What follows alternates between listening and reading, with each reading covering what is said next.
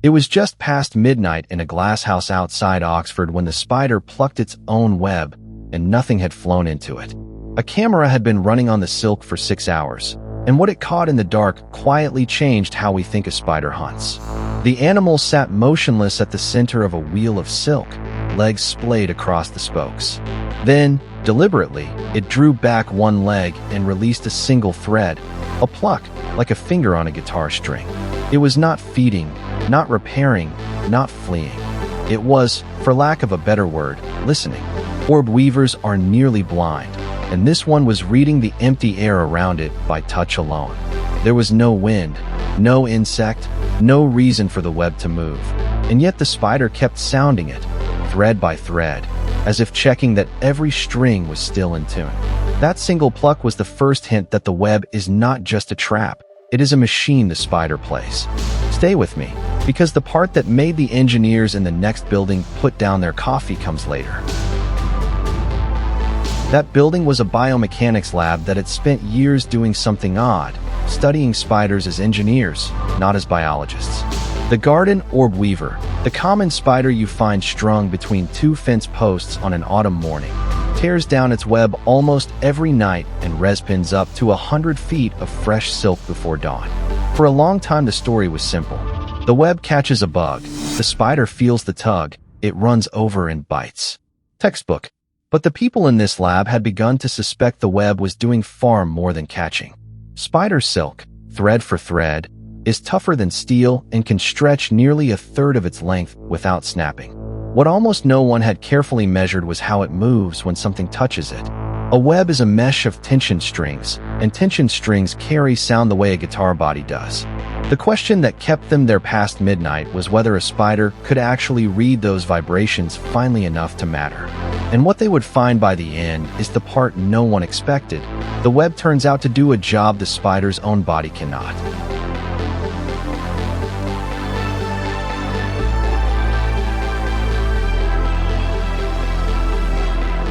The team was small, a physicist who studied waves, a biologist who kept the spiders, and 2 graduate students who no longer slept.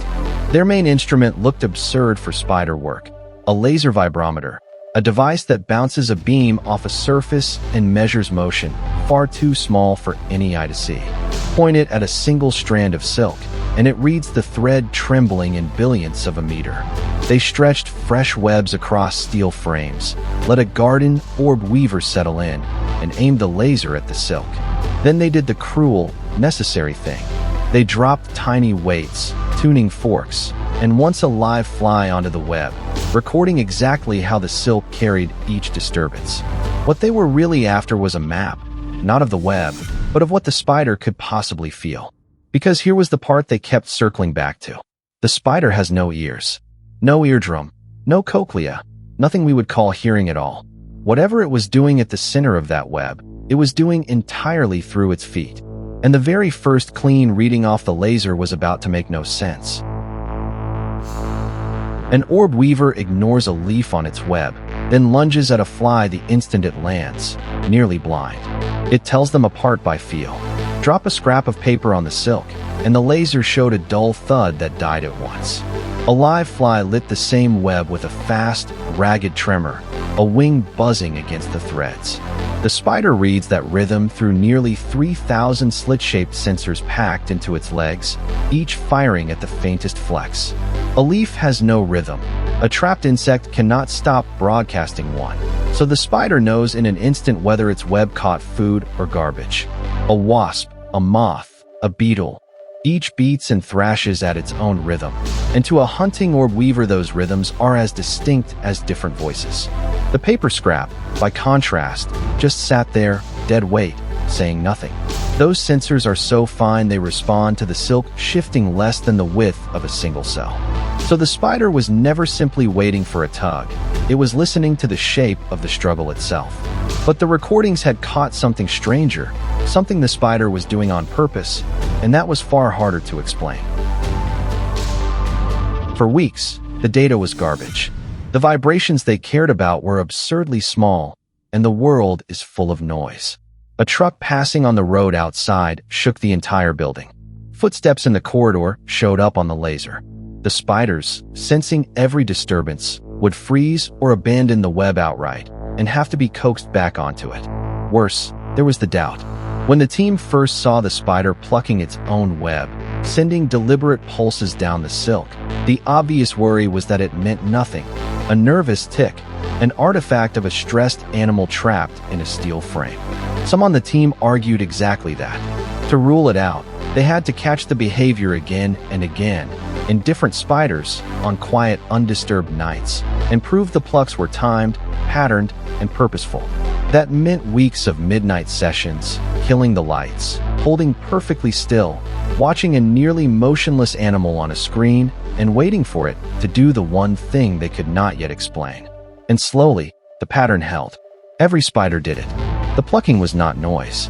It was the spider asking the web a question, and the answer came back written in the silk itself. What that answer was became clear on a single recording.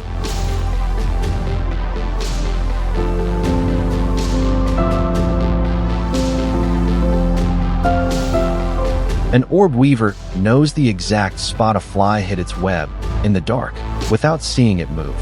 Here is how the spider finds prey on its own web, like sonar made of touch.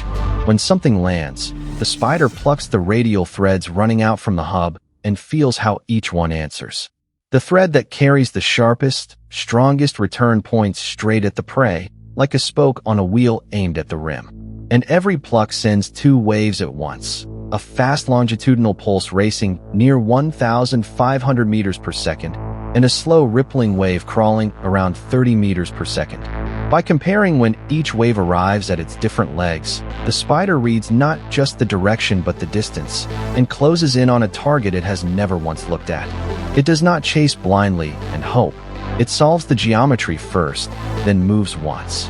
This was the answer the whole hunt pointed to. The web is not a trap the spider watches. It is an instrument the spider plays and reads. A spider with no ears had solved hearing by building it outside its own body, one thread at a time, and taking it down again every morning. And that is not even the strangest part, because it meant the spider could be fooled, and the engineers next door had already started asking whether a thread could be built to feel the way a web does. What changed was small and quiet, the way these things usually are. The lab's papers on how spider webs carry vibration were read less by biologists than by engineers, who saw in that silk a blueprint for something useful. Sensors thin and sensitive enough to feel a footstep, a heartbeat, or a crack forming inside a bridge, all through a single strung fiber. Groups have since built vibration sensors and tunable filters inspired by the geometry of an orb weaver's web, a structure that sorts signals by where they land. The spider had been doing structural sensing for 100 million years before anyone thought to measure it. And the next time you walk past a web-strung silver between two fence posts, remember that you are not looking at a net. You are looking at an animal that hears with something it built outside its own skin.